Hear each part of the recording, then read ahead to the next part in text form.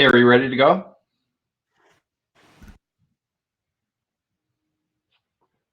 Oh, I can't hear you right now, Cameron. Hold on.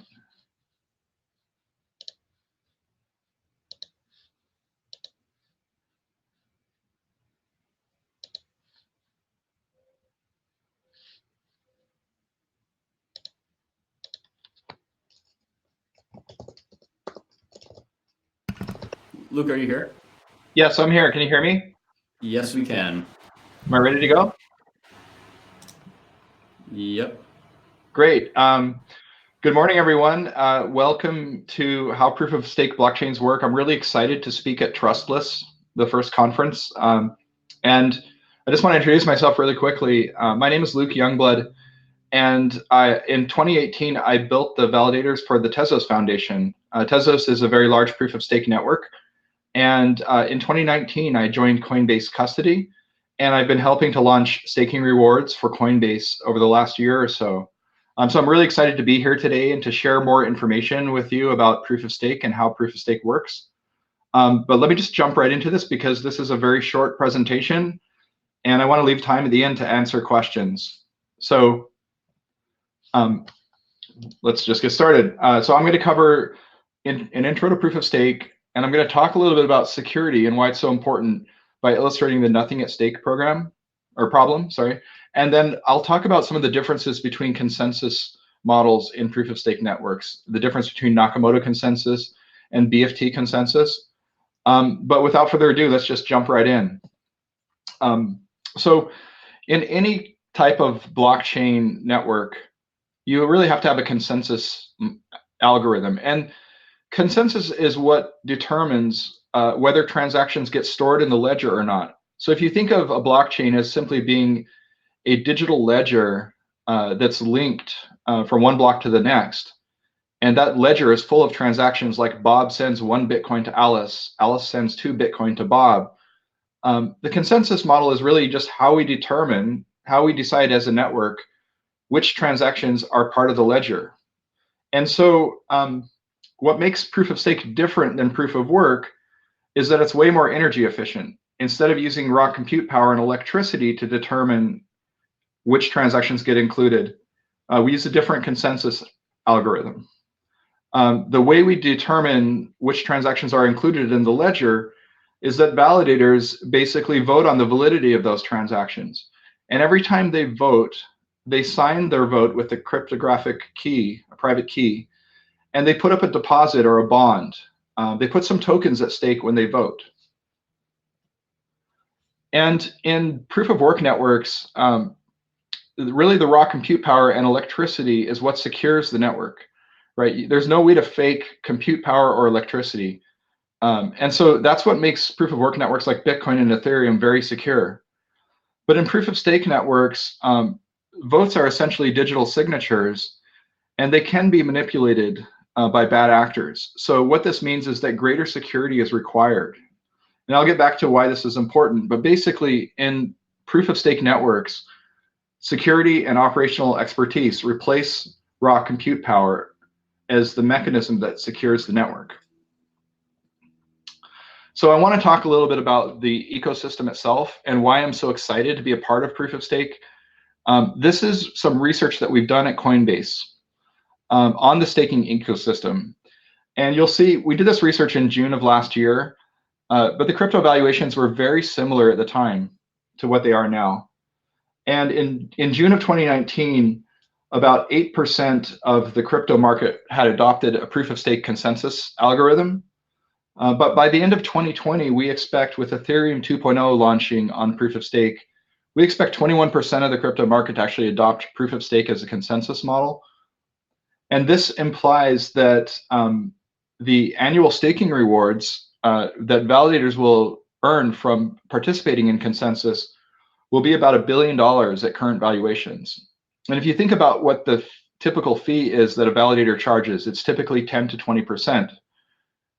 That implies annual staking rewards or validator fees of about 100 million or more in 2020 alone. And so this is a pretty exciting market to be a part of. It's a brand new market opportunity that up until now, only large mining concerns in proof of work have had access to this type of revenue generation opportunity. So you can imagine that with this much brand new market opportunity, there's a whole bunch of new validator services that are starting that want to be a part of this.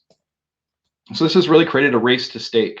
So I'm just going to kind of highlight a few of where we see validators entering the ecosystem. So first of all, there are a number of staking infrastructure providers that have launched recently. Many of them just have launched about a year ago. So these are providers like Staked.us and Bison Trails, Blockdaemon, and Bitfish. And you can see they're launching many proof of stake assets. Like Staked, for example, has 13 proof of stake assets, and they have 12 more coming by the end of the year. And they've been just operating for just over a year now. And then we're also seeing crypto funds get into the mix. Polychain Capital and Dokia Capital are launching staking assets. And then, of course, cryptocurrency exchanges like Coinbase, Binance, and Kraken are also staking. This has really created a race to stake. And the reason why I illustrate these asset totals is that you can see people are launching at a very rapid pace. This is like a land grab.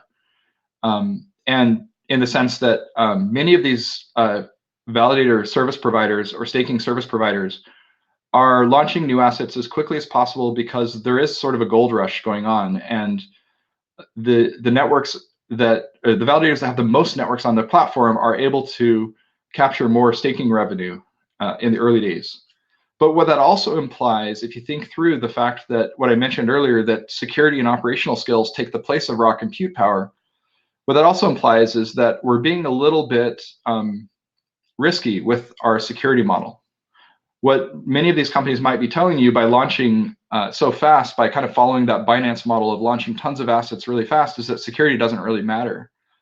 Except it actually really does matter, because in proof of stake networks, validators must provide these secure and highly available cryptographic attestations. So I want to kind of illustrate how that works by talking through the nothing at stake problem.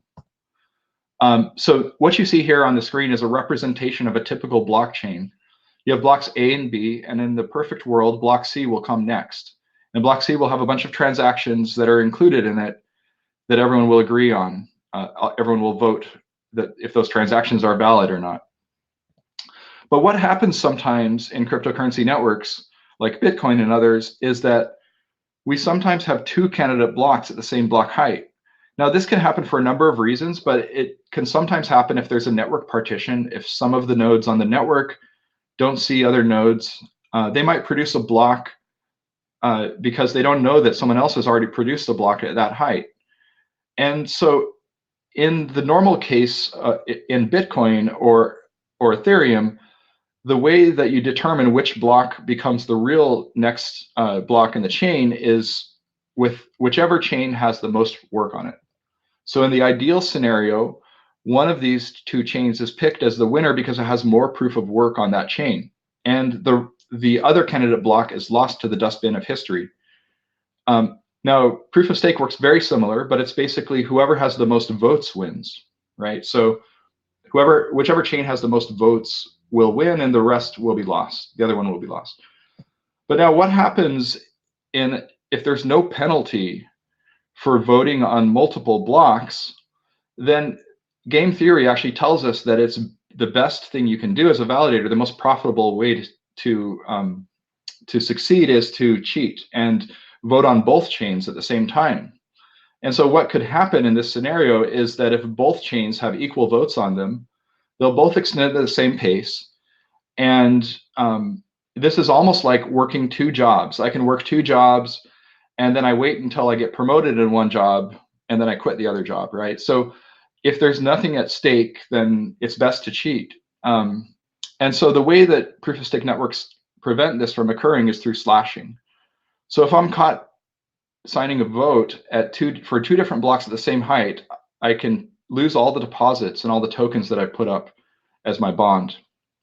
And so this is to prevent this type of nothing at stake problem, where what could happen if there was nothing at stake, if there was no slashing penalty, is that I could spend money on one chain, like I could send it to a crypto exchange, convert it into US dollars or Bitcoin, and then I vote on the other chain that doesn't have my spend, and now I've just done a double spend attack. So in Bitcoin, this would be called a 51% attack.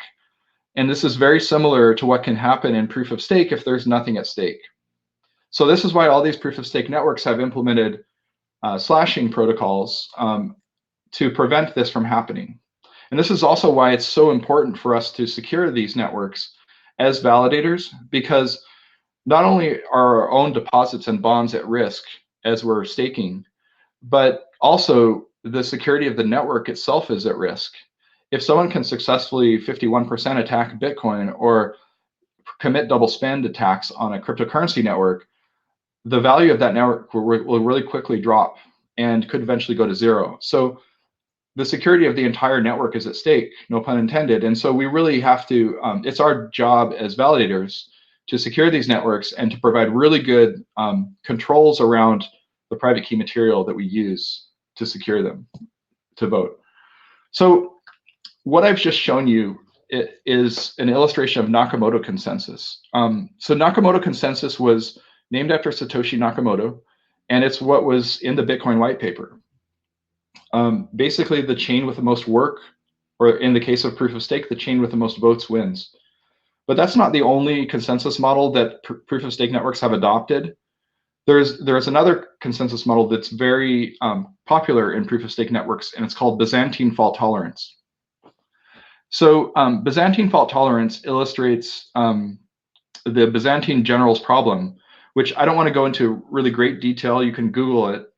But basically, in this fictional scenario, a group of generals and their messengers are grouping outside of the city of Byzantium, and they're trying to plan their attack.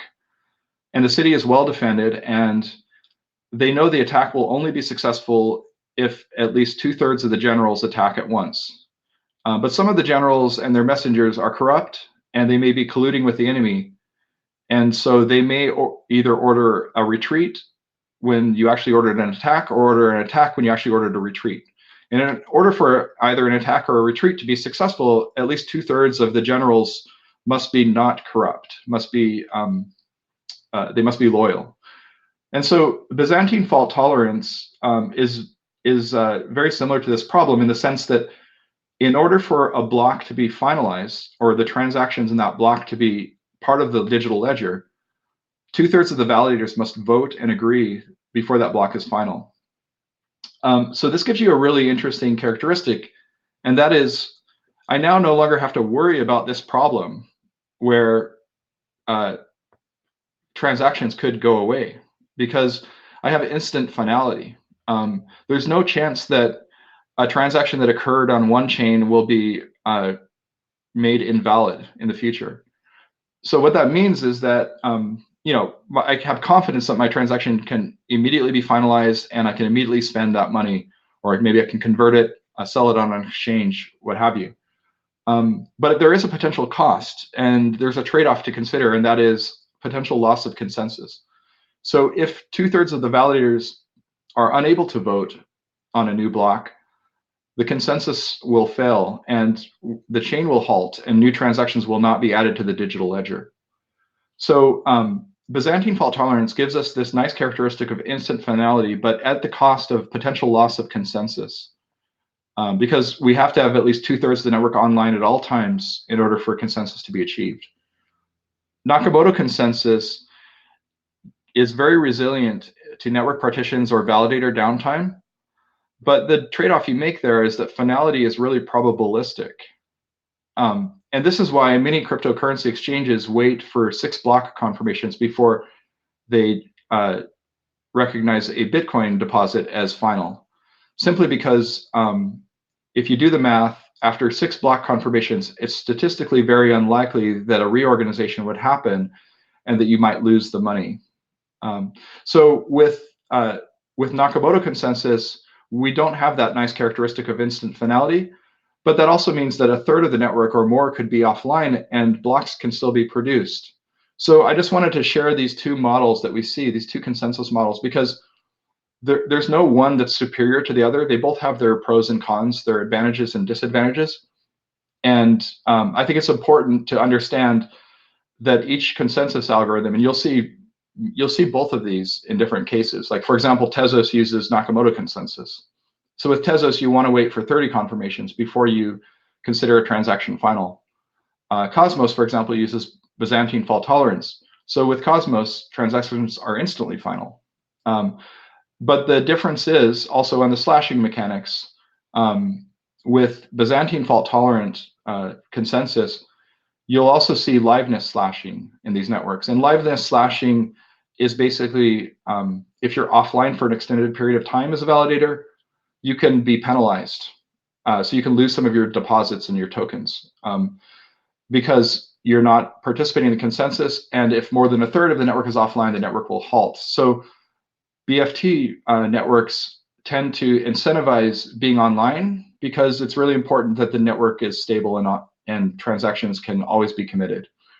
So with that, I've kind of shared a high-level overview of proof-of-stake networks. And I think we have plenty of time here to kind of get into questions. And so I'll just, let me turn on my video camera. And I think we're ready for questions if anyone has any they'd like to ask. So what is mining? I see a question there in the channel. Yeah, so validation is exactly the same as mining in proof of stake.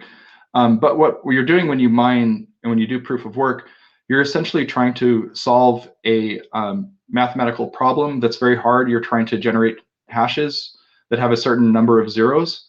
The difficulty increases or decreases based on the amount of work on the network. So the difficulty is designed to stay constant, such that a solution is found roughly every 10 minutes in Bitcoin. With proof of stake, it's not this mathematical lottery. It's based on voting rights. And so with proof of stake, you have proportional rights to vote based on your amount of stake. So if you have 1% of the network, you'll be able to roughly produce 1% of the blocks. And you also vote on all the blocks that others produce. Let's see, other questions. Which is the most popular consensus for proof of stake right now? I believe BFT, or Byzantine fault tolerance, is the most popular consensus algorithm out there right now. Some of the early networks like Tezos use Nakamoto consensus, but there are a lot of networks built on the Tendermint consensus algorithm, which is a practical BFT algorithm. Let's see more. What is the 32 limit for ETH total or for each stake? So in Ethereum 2.0, in the Casper protocol, each validator can only have 32 ETH staked to it, and Ethereum 2 is a pure proof of stake and not delegated. I don't know if I really have time to cover delegated versus pure, but basically, actually, let me try really quickly. Pure proof of stake says, I'm going to put 32 ETH in this account. This account will be directly tied to a single validator.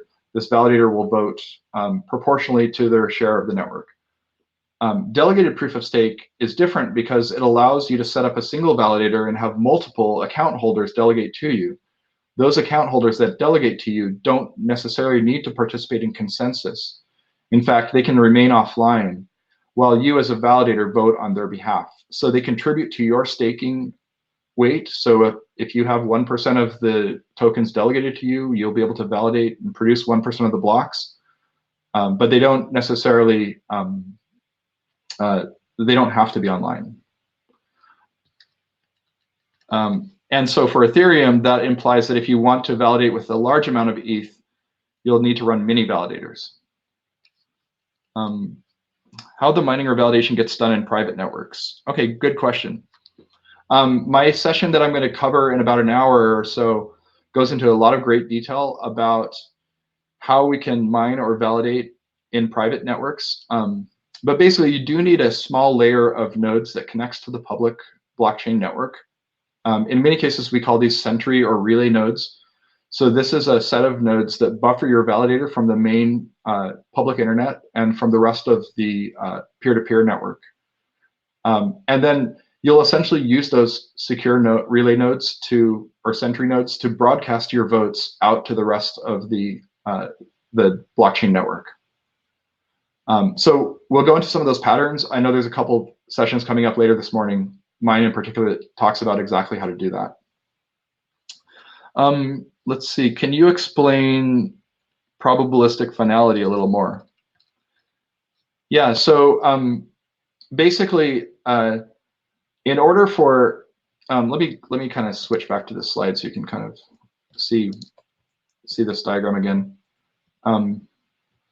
In order for us to decide in this scenario that the top chain is the real chain, it relies on being the chain with the most work.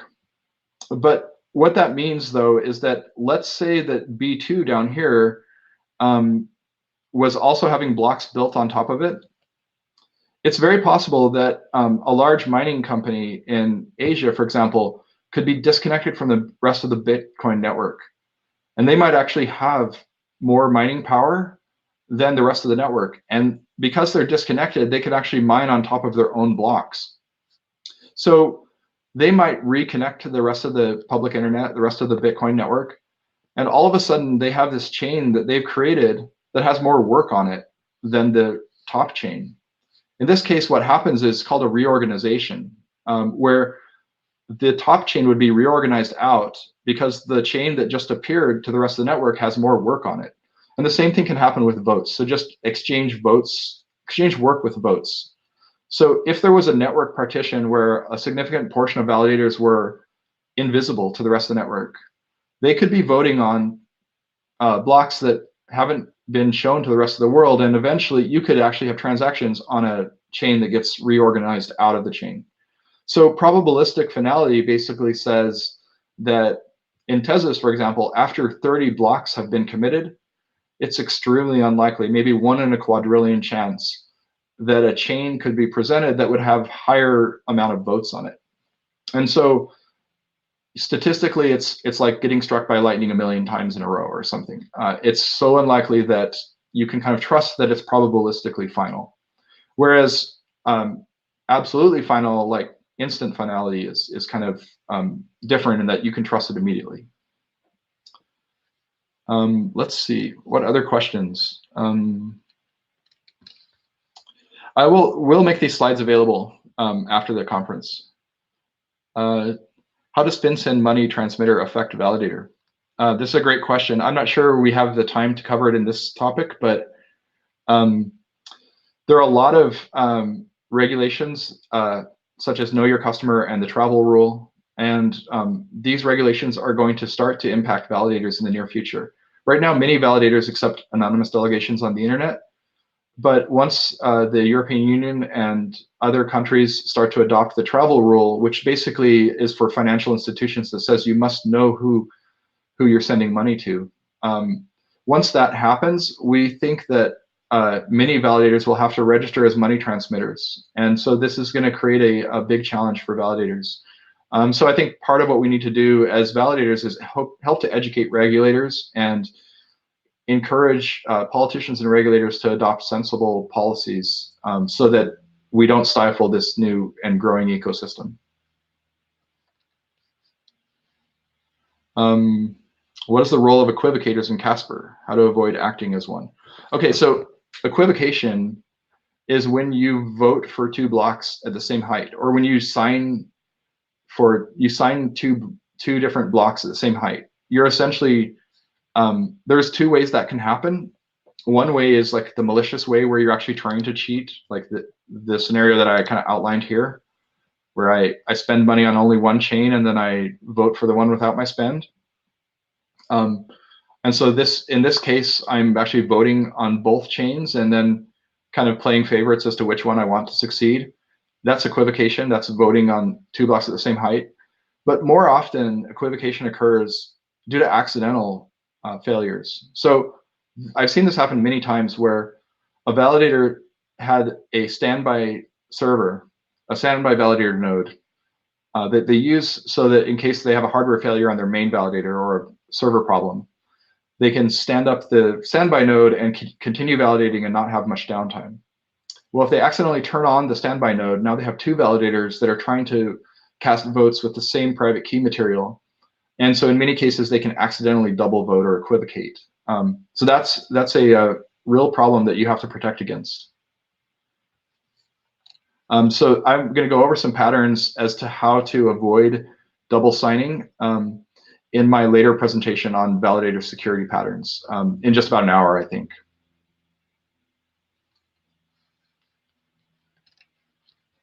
Let's see, what other questions do we have? Yes, Amaro, does this mean Nakamoto consensus isn't completely immutable? Yes, that does mean it isn't completely immutable.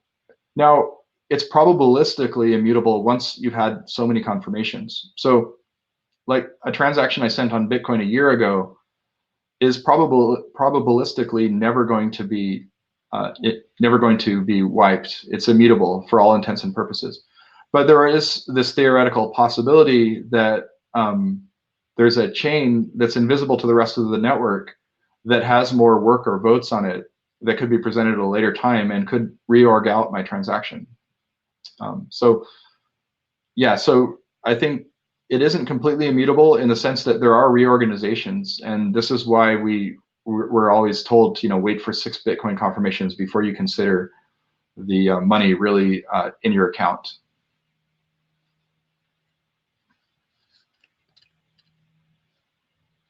Can you explain some real example where the blockchain will apply? Yeah, there's a number of good examples here. I mean, the first one that I think is really the most powerful use case that we've seen in the last decade is just programmable money. The ability to send money from person to person anywhere in the world on the internet without requiring me to have a bank account, without requiring me to live in the same country as that person, being able to send money across borders, being able to create smart contracts that indicate value transfer. So there's all kinds of interesting programmable money use cases like borrowing and lending. I can establish a smart contract that says I'm going to lend you money and then you'll pay me back with interest. So there's all these really interesting programmable money use cases. And then we're also starting to see other real world use cases as well. So as many of these new proof of stake networks launch last year and this year and next, what we're going to see are many exciting use cases that are enabled by these networks that are more scalable than Bitcoin and Ethereum are today. So instead of in existing networks like Bitcoin and Ethereum, you can only do between 6 and maybe 15 to 20 transactions per second. In these more scalable networks, you'll be able to do hundreds and thousands of transactions per second. And that's a big part of the reason why Ethereum is moving to Casper, to proof of stake. You'll be able to do many more transactions per second, which will enable new use cases that require high throughput that are difficult today. Use cases like gaming and social media and all these types of new use cases. Can proof of stake networks be forked like proof of work? Yes, they can. So someone can decide to stand up a forked version of any of these proof of stake networks, and they could choose to take a copy of the existing digital ledger and make a new chain from it. There's nothing that prevents that. Just like in any proof of work chain, people can decide through social consensus to do that. Now, one characteristic I see in many of these networks that is interesting is that many of them are adopting governance to avoid this potential for forks. Because the idea is that with Bitcoin, what we've learned is that there's no way to vote on chain. And so many of the proposals to make improvements to Bitcoin and Ethereum have been very controversial. And it's challenging because there's no real world way to kind of capture consensus on the network, just like you would about transactions, but consensus about what features to adopt or improve. And so if people feel like a feature is not being implemented that they'd like to see, they have to basically fork these networks and create a new version that has the feature they want. So by having governance on chain and allowing people to vote through the consensus algorithm as to what improvements or changes they'd like to make to the protocol, this now allows us to hopefully mitigate the risk of some of these forks. Because if validators and other participants in the network can participate in the governance process, now they can choose what features to add or improve. And we hope this will lead to less forks in the future and more on-chain consensus around protocol improvements and upgrades. Let's see, some more questions here. Well, a lot of questions. Let's see. What if on my BFT chain I'm recording events from a Nakamoto chain? Can there be a race condition if there's finality on Cosmos before BTC and the BTC event doesn't reach finality? Yes, that's a great question. So there are these interesting networks that are hybrids of the two consensus model. Whenever you're doing cross-chain transfer value, you're always dealing with this. Like, what happens if I send some money on one chain and then I, convert that into a token on another chain and then send it on another chain, and then my first transaction gets reversed for some reason. So that's always a risk, especially when we're doing these cross-chain transactions or atomic swaps. And so in many cases, you'll have to wait until the transaction on the Nakamoto chain is probabilistically final before you realize the value on the other chain. And then there are networks like Decred, for example, that are adopting a hybrid approach. So Decred is a fork of Bitcoin, and it actually has miners for proof of work, just like Bitcoin does. But then they have validators that vote for finality of the blocks that are mined. So if you really care about finality, you can look at what blocks are final. But if you just want to see if a transaction, like maybe you're just buying coffee at a Starbucks or something, you don't care, it's only $2 worth of value, you can just wait for the block to appear and kind of consider the transaction final enough. So these hybrid models where you might have Nakamoto consensus for block production and then Byzantine fault tolerance for finality would allow you to have a trailing finality gadget that actually would allow exchanges and others that really care about things being final to have certainty that things are final, but then others that just want fast transactions to watch the non-finalized blocks. Let's see, more questions. Do rewards diminish over time as more validators join the network? Yes, they typically do, because basically validators have proportional voting rights to the amount of stake they have delegated to them. So I mentioned earlier that if you have 1% of the stake delegated to you, you basically have 1% of the voting or block production rights. And this is based on the staking supply of tokens. So if only 50% of the network is staking and you have 1% of the 50%, you actually have 2% of, so you actually have 2% of the rewards. So if the rewards are a fixed amount that's distributed among all the validators, then as the staking supply increases, the proportional rewards will decrease over time. And so we're seeing this in a lot of these proof of stake networks. If you're an early adopter and you validate on them in the early days, you can actually earn upwards of 10, 15% returns. And then as more and more validators come online and more of the network is delegated on staking, then you'll see the returns diminish over time to a more reasonable, 3, 4, 5, 6% annual rate of return. So the rate of inflation will decrease as the amount of stake supply increases. Yeah, can you explain what would be the motivation to cheat or vote on two chains? Really, just money. So we've seen this, I think even last year, our Coinbase security team actually found on the Ethereum Classic network, someone had purchased hashing power on the internet. There's hashing providers like NiceHash that will just rent you ASICs that you could use as raw compute power to essentially mine on these proof of work networks. And someone had bought enough raw compute power to actually do a 51% attack on Ethereum Classic.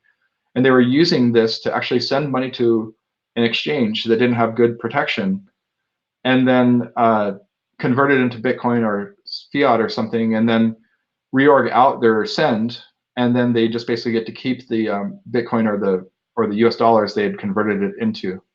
So this is a very real attack that can happen on what you typically see it happen on our proof of work networks that have very low amount of hash power. So if for example, it only takes $5,000 worth of hashing power from NiceHash to attack a network, and I can get $100,000 worth of crypto from it, then that's an attack that someone will probably do on the internet. And likewise, the same thing could happen on proof of stake, but it's probably going to be more related to compromising validators. So let's say that there's a proof of stake network where I could attack just a few members that hold a large amount of stake, I could potentially do the same thing on proof of stake if I'm able to compromise the validator security and cast votes. So that's why it's so important. Do you envision that a small group of validators take up the majority of the market share, like on proof of work mining pools in the future? Yes, I think we're already starting to see this with exchanges like Coinbase, Binance, and Kraken. Many people want to stake on an exchange because it's just easier, but we have to figure out ways to balance this and to keep these networks decentralized. So it's very important, even for someone like Coinbase, we have about maybe 5.7% of the Tezos network right now that we're staking for. It's very important to me personally, and I think to the health of the network as a whole, that we don't accumulate too much stake. And so this is a big part of the reason why this conference is so important to me, is that I want to encourage other validators to come online, smaller validators. We should have thousands of validators as service companies to help decentralize these networks further.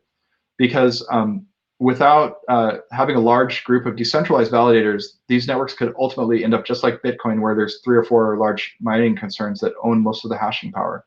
And so I think ultimately that makes us less secure overall. Let me look at these questions. I think we're almost out of time.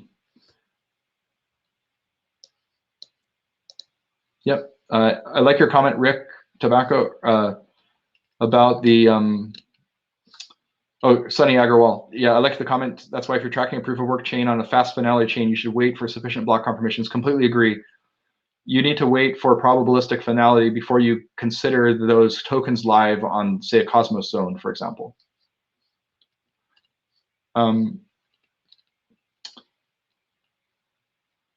What is your opinion on the size and crypto to begin with as a new validator startup? I think you can actually start with just a small amount of funds, probably less than $10,000 US. I know that's a lot of money for many people, but that's why a lot of these incentivized testnets exist, because you can even get started with less than that. So we'll talk about ways to do that today and tomorrow. What's your favorite proof of stake network? I am network agnostic. I have a lot of favorite networks, but one thing we try to do at Coinbase is we don't want to play favorites one or the other. There are some that I have more experience with than others, but I think I want the entire ecosystem to succeed, because there will always be some that are better at different use cases than others. And it's great to see it's great to see this healthy competition. We at time?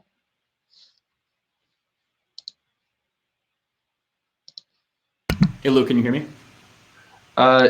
Yes, I can hear you now. Great. All right, yeah, we got to move on to the next one. But thank you so much. And for those who don't know, Luke will be back with us later on in the day. So just moving over to the next one. Thank you so much, Luke. Thank you. Crypto kitties are angry. I better go. All right.